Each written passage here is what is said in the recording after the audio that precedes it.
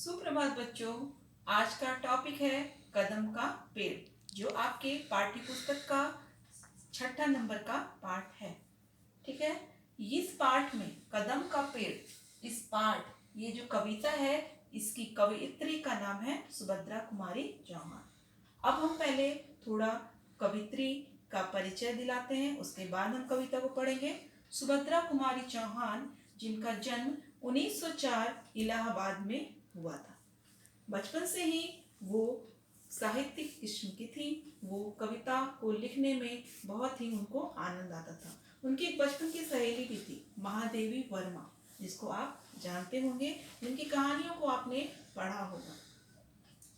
इनकी एक प्रसिद्ध रचना है झांसी की रानी। इस पाठ में इन्होंने झांसी की रानी लक्ष्मीबाई के बारे में बहुत ही विस्तार पूर्वक बताया।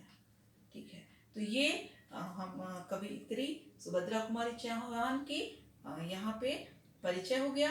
अब हम बुक में आते हैं।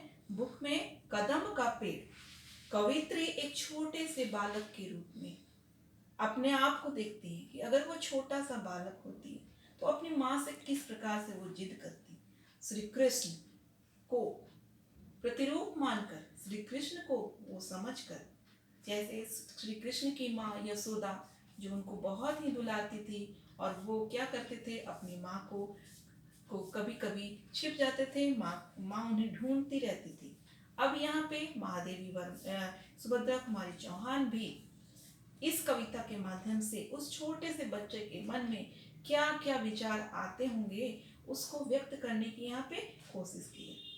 पहला स्टेंजा, पहला पैराग्राफ हम देखते हैं। यह कदम का पेड़ अगर माँ होता यमुना तीरे, मैं भी उस पर बैठ कन्हैया बनता धीरे धीरे।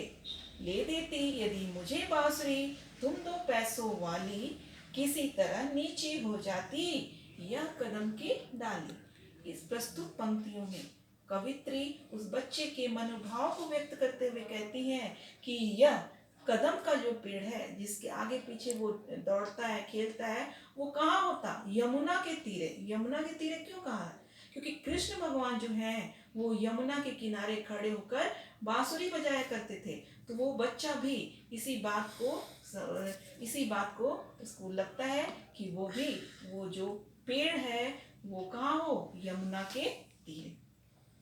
और अगर मैं उस पर बैठ जाता, छोटा बच्चा ये सोचता है कि मैं भी उस पर बैठ कर नहीं बनता धीरे धीरे, जैसे कृष्ण भगवान उस पेड़ पर हमेशा बैठकर बांसुरी बजाया करते थे, मैं भी कृष्ण भगवान के रूप में वहां पे बैठ जाता और धीरे धीरे बांसुरी बजाया करता। ले देती यदि मुझे बांसुरी, तुम 2 पैसों वाली। फिर वो अपनी माँ से वो हट करता है, वो बच्चा, कि माँ तुम अगर मुझे वो बांसुरी जो 2 पैसों वाली है, वो तुम अगर मुझे खरीद देती तो मैं भी क्या करता, किसी तरह नीची हो जाती यह कदम की डाली। मैं उस पर बैठ जाता और ये कदम किसी तरह से जब मैं बैठता तो वो कदम की डाली जो वो धीरे धीरे नीचे हो जाती। तो पहले जो पहला पैराग्राफ है उसमें बच्चे के मनोभाव को बहुत ही अच्छे से व्यक्त किया है। किसने? सुभद्रा कुमारी चौहान ने। आगे, तुम्हें नहीं कुछ कहता पर मैं चुपके चुपके आता।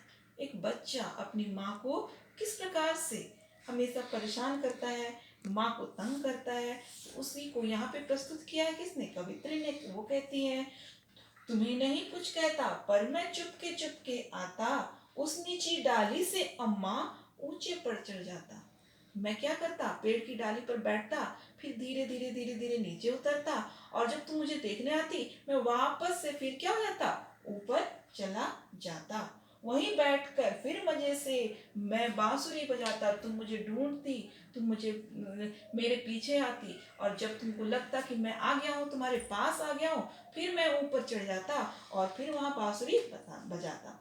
अम्मा अम्मा कर बंसी के स्वर में तुम्हें बुलाता। और बांसुरी की जो धुन में बजाता, उस धुन में एक स्वर आता, कौन सा? अम्मा अम्मा। इस तरह के स्वर आते।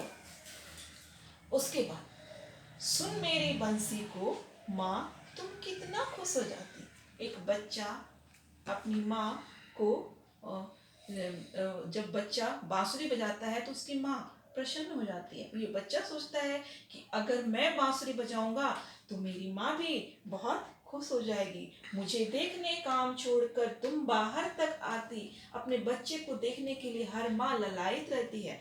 इसी प्रकार से वो भी क्या होता, ललायित रहता अपने बच्चे को देखने के लिए। वो माँ भी ललायित रहती। तुमको आता देख बांसुरी रख मैं चुप हो जाता। तुम अगर मुझे मेरे पास आने की कोशिश करती फिर मैं तुमको चिढ़ाता और क्या होता, मैं चुप हो जाता ताकि तुम मुझे ढूंढती रहो। एक बार माँ के पत्तों में धीरे धीरे छिप जाता, फिर माँ में कहता और फिर छुप जाता। आगे का जो पैराग्राफ है उसको मैं अगले वीडियो में नेक्स्ट डे मैं उसको आपके सामने प्रस्तुत करूंगी। धन्यवाद।